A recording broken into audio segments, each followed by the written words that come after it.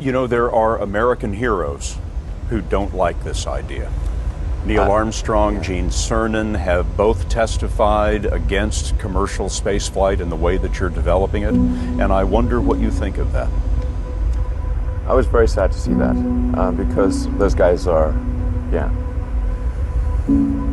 those guys are heroes of mine, so it's really tough. I wish they would come and visit and see the hardware that we're doing here. And I think that would change their mind. They inspired you to do this, didn't they? Yes. And to see them casting stones in your direction. It's difficult. Did you expect them to cheer you on? Certainly hoping they would. What are you trying to prove to them?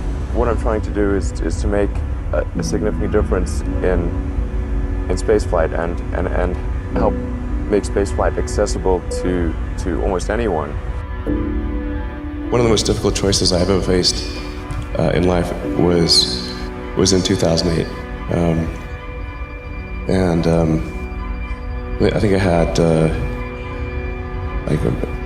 maybe $30 million left, or $30 or $40 million left in 2008. I had two choices.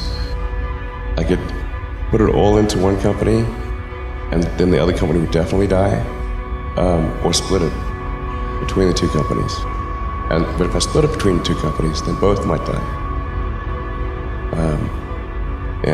When you put your blood, sweat, and tears into creating something, or building something, it's like a child. And so it's like, which one am I going to let one starve to death? I couldn't bring myself to do it, so I split the money between the two. Fortunately, thank goodness, they both came through. What was your biggest failure, and how did it change you? Well, there's a ton of failures along the way, that's for sure.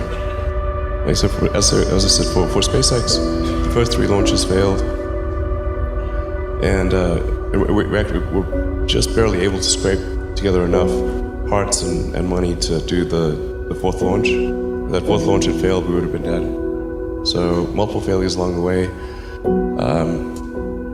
I tried very hard to get the right expertise in for SpaceX. I tried hard to find a great chief engineer for the rocket, but the good chief engineers wouldn't join, and the bad ones, well, there was no point in hiring them. So I ended up being chief engineer of the rocket. So if I could have found somebody better, then we would have maybe had less than 3 failures. That 3rd failure in a row, did you think, I need to pack this in? Never. Why not? I don't ever give up.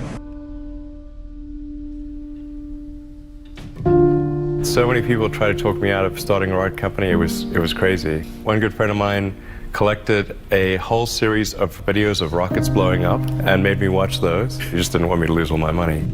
We're doing these things that seem unlikely to succeed, and we've been fortunate, and at least thus far they have succeeded.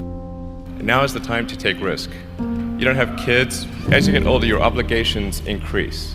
And once you have a family, you start taking risk not just for yourself, but for your family as well. It gets much harder to do things that might not work out. So now is the time to do that before you have those obligations. So I would encourage you to take risks now. Do something bold. You won't regret it. How did you figure you were going to start a car company and be successful at it? Well, I didn't really think Tesla would be successful. I thought we would most likely fail. But I thought that we at least could address the false perception that people had that an electric car had to be ugly and slow and boring like a golf cart. But you say you didn't expect the company to be successful, then why try? If something's important enough, you should try, even if the probable outcome is failure.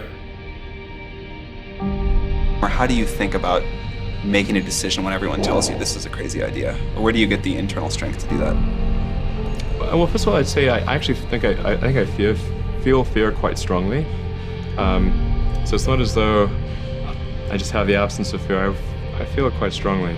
But there are just times when something is important enough, you believe in it enough, that you do it in spite of the fear.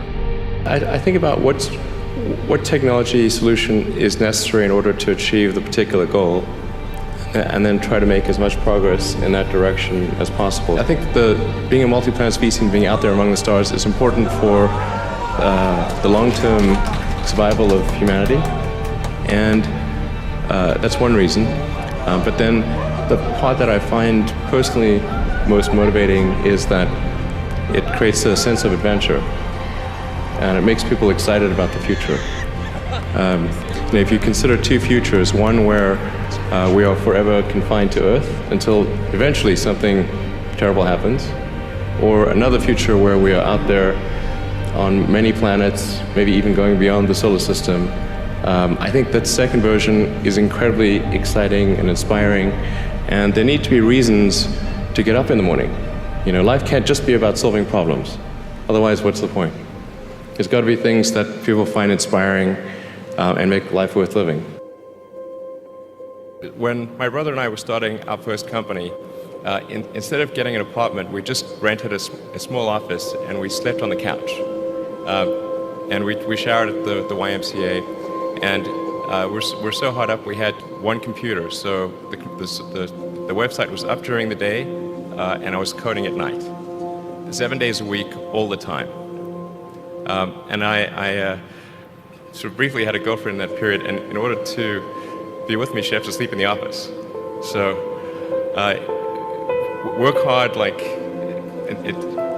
every waking hour. That's the thing I would say, particularly if you're starting a company. Whatever area that you get into, given that even if you're the best, there's always a chance of failure. So I think it's important that you really like whatever you're doing. If you don't like it, life is too short. If you like what you're doing, you think about it even when you're not working. It's something that your mind is drawn to. And if you don't like it, you just really can't make it work, I think.